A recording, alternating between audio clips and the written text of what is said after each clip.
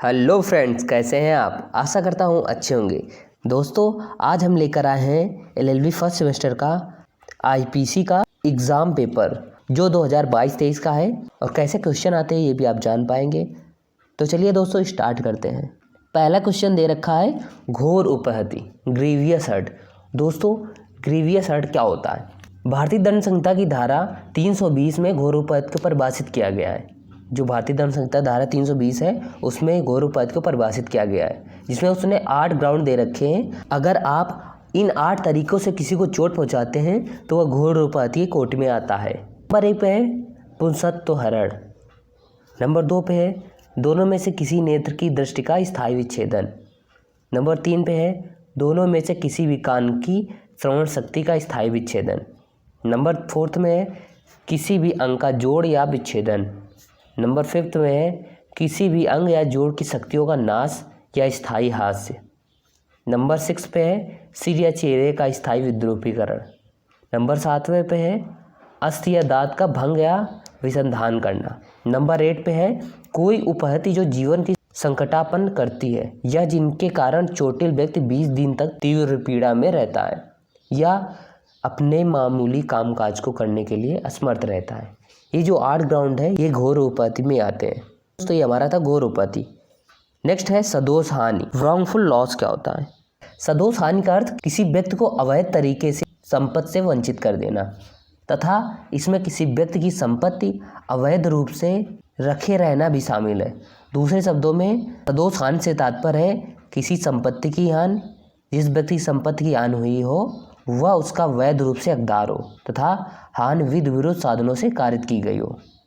मतलब किसी व्यक्ति को अवैध तरीके से उसकी संपत्ति से वंचित कर देना, ये हमारा सदोष हानि का होता है, क्योंकि उसको हानि जो पहुंचती है वही होती है रॉन्गफुल लॉस, सदोष हानि। ये हमारा सदोष हानि था। अब देखते हैं नेक्स्ट है चोरी। चोरी क्या होती है? दोस्तों, चोरी को भारतीय दंड संहिता की धारा 378 में दिया गया है।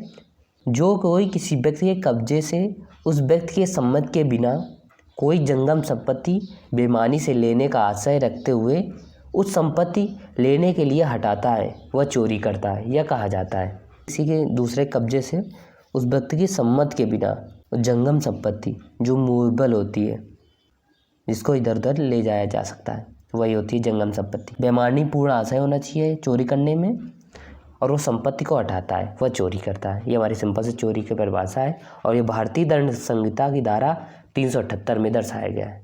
नेक्स्ट है उद्यापन। उद्यापन से आप क्या समझते हैं?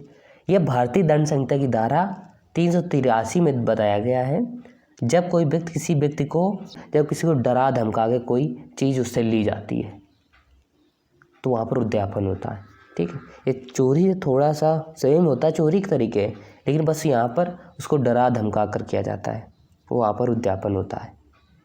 ठीक है, बाकी आशय पूरा चोरी वाला ही होता है, उद्यापन होता है। ये हमारा 383 में दे रखा है भारतीय दंड संहिता की। नेक्स्ट देखते हैं ई नंबर क्वेश्चन, आत्महत्या का दुष्प्रेरण अबेटमेंट ऑफ सुसाइड। दोस्तों, भारतीय दंड संहिता की धारा 306 में आत्महत्या का दुष्प्रेरण को दर्शाया गया है। यदि कोई व्यक्ति आत्महत्या करे, जो कोई ऐसी आत्महत्या का दुष्प्रेरण करेगा वह दोनों में से किसी बात के कारावास की अवधि 10 वर्ष तक हो सकेगी दंडित किया जाएगा और जुर्माने से भी दंडित किया जाएगा। मतलब आत्महत्या करना भी अपने आप में एक अपराध है और ये 306 में आत्महत्या का दुष्प्रेरण को दर्शाया गया है। नेक्स्ट है हमारा लूट। दोस्तों, लूट को भारतीय दंड संहिता की धारा 390 में दर्शाया गया है और इसमें लूट में क्या होता है, यहाँ पर चोरी और उद्यापन मिलाकर साथ में होता है। अगर चोरी और उद्यापन को मिला दो वो हमारी लूट बन जाती है। भारतीय दंड संहिता की धारा 390 में दर्शाया गया है। नेक्स्ट है हमारा हमला। दोस्तों, भारतीय दंड संहिता की धारा 351 में हमला को दर्शाया गया है। हमला से आशय ये है कि आप किसी को जैसे आपने मुक्का बनाकर किसी को डराने की कोशिश की तो एक हमला का असाल्ट के उसमें आता है। मतलब आपने मारा नहीं है लेकिन ऐसा मुक्का आपने घुमाया, उसके मन में ऐसी आशंका होगी कि आप उसको मारेंगे, तो यही हमारा हमला होता है। ठीक है, वो डर गया और हमला को पीसी की धारा 351 में दर्शाया गया है। नेक्स्ट है हमारा आपराधिक अभित्रास। भारतीय दंड संहिता की धारा 503 में दर्शाया गया है। इसमें होता है कि किसी ऐसे मृतक व्यक्ति की ख्याति को क्षति करने की धमकी जिससे वह व्यक्ति जिसे धमकी दी गई है हितबद्ध हो, इस धारा के अंतर्गत आता है, आपराधिक अभित्रास के अंतर्गत आता है। ठीक है, नेक्स्ट है द्विपत्नित्व, बाइगैमिंग। दोस्तों बाइगैमिंग भारतीय दंड संहिता की धारा 494 में दिया गया है और ये एक अपराध माना जाता है। अपने जीवन काल में पुनः विवाह करना, एक पत्नी होते हुए भी दूसरा विवाह कर रहे हैं तो बाइगैमिंग में आता है, द्विपत्नित्व। नेक्स्ट है हमारा विध विरुद्ध सभा, अनलॉफुल असेंबली। दोस्तों विध विरुद्ध सभा को भारतीय दंड संहिता की धारा, यदि व्यक्तियों का समूह यानी कम से कम 5 से अधिक व्यक्तियों एक प्रयोजनवश केवल मिलते हैं, जिसे यदि संपादित किया जाता है तो प्रभावकारी बन जाते हैं, बिना कुछ किए और प्रयोजन को निष्पादित किए ही बिखर जाते हैं, तो यह एक विध विरुद्ध जमाव माना जाएगा। विध विरुद्ध जमाव में अवैध उद्देश्य ही पर्याप्त है, बल या हिंसा आवश्यक नहीं है। विध विरुद्ध जमाव का क्षेत्र अत्यंत विस्तृत है तथा इसे भारतीय दंड संहिता की धारा 141 में परिभाषित किया गया है। ये हमारा विध विरुद्ध स्वभाव होती है। अब देखते हैं दीर्घ उत्तरीय प्रश्न जो हमारे हैं। अपराध की परिभाषा समझाइए तथा अपराध। दोस्तों सबसे पहले ये बात है कि अपराध को भारतीय दंड संहिता की धारा 40 में दर्शाया गया है। अपराध क्या होता है? आपराधिक विधि द्वारा दंडनीय कार्य, क्योंकि यह अधिनियम द्वारा निषिद्ध है या लोकहित के लिए हानिकारक है, वह अपराध होता है। देखते हैं अपराध के आवश्यक तत्व क्या होते हैं, ये आपको जानना बहुत जरूरी है। एक मानव जिसे एक विशेष ढंग से विधिक बाध्यता के अधीन कार्य करना है तथा जो दंड आरोपित करने में उपयुक्त विषय है, ऐसे मानव के मन में एक दुराशय है।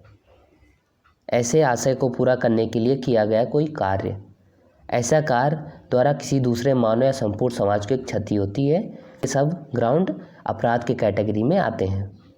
इसको आप समझ सकते हैं। दूसरा क्वेश्चन था।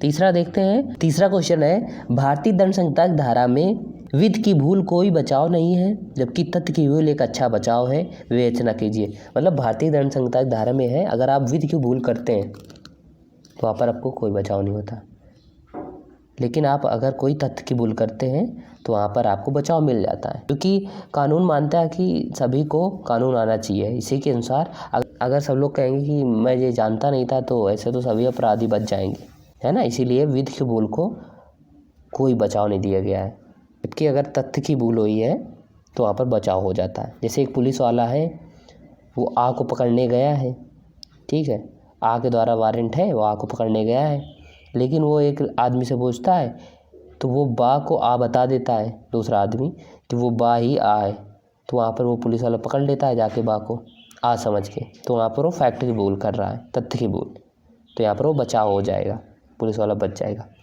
दुष्प्रेरण क्या है, इसके विभिन्न स्वरूपों को वर्णन कीजिए। क्या किसी दुष्प्रेरणा का भारतीय दंड संहिता में दंडनीय है? दुष्प्रेरणा ये होता है जैसे किसी को उकसाना किसी कार्य के लिए, ठीक है, वो वास्तविक में दंडनीय होता है।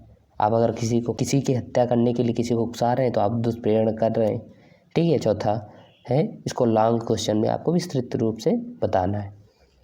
पांचवा क्वेश्चन क्या है, व्यक्ति प्रतिरक्षा का अधिकार क्या है? क्या यह अधिकार प्रतिबंध रहित है? इस अधिकार की क्या सीमाएं हैं? विवेचना कीजिए। देखिए, सबको प्राइवेट प्रतिरक्षा का अधिकार होता है, यहाँ तक कि प्राइवेट प्रतिरक्षा के अधिकार से आप किसी की मृत्यु तक कारित कर सकते हैं।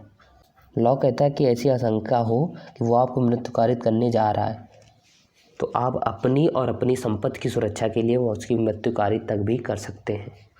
आईपीसी की धारा 100 में दे रखा है, शरीर की प्राइवेट प्रतिरक्षा के अधिकार का विस्तार मृत्यु कारित करने तक का होता है। और आईपीसी की धारा 99 में दिया गया है, कार्य जिसके विरुद्ध प्राइवेट प्रतिरक्षा का कोई अधिकार नहीं है। जैसे आपको कोई पुलिस पकड़ने आ रही, तो उसमें भी आप कह रहे हैं कि हमारे प्राइवेट प्रतिरक्षा चाहिए। आप एक क्रिमिनल है, पुलिस पकड़ने आ रही ज़बरदस्ती, तो आप उनको मारने लगे, ये नहीं होता प्राइवेट प्रतिरक्षा, ठीक है, ये विधि विरुद्ध हो जाता है।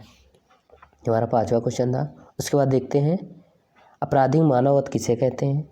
यह कब हत्या की कोर्ट में आता है एवं कब यह हत्या कोर्ट में नहीं आता? विवेचना कीजिए। आपराधिक मानववध भारतीय दंड संहिता धारा 299 के अनुसार जो कोई व्यक्ति जो कोई मृत्यु कारित करने के आशय से या किसी शारीरिक क्षति कारित करने के आशय से जिससे मृत्यु कारित होना संभाव्य हो, या यह ज्ञान रखते हुए कि यह संभाव्य है कि उस कार्य से मृत्यु कारित कर दे, कोई कार्य करके मृत्यु कारित कर देता है, वो आपराधिक मानववध का अपराध करता है। देखिए, आपराधिक मानववध और हत्या में बहुत सिंपल सा अंतर होता है।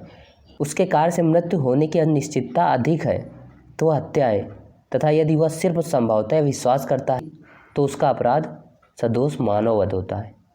ठीक है, ये हमारा है आपराधिक मानववध। नेक्स्ट है व्यपहरण से आप क्या समझते हैं? यह कितने प्रकार का होता है? व्यपहरण और अपहरण में क्या अंतर है?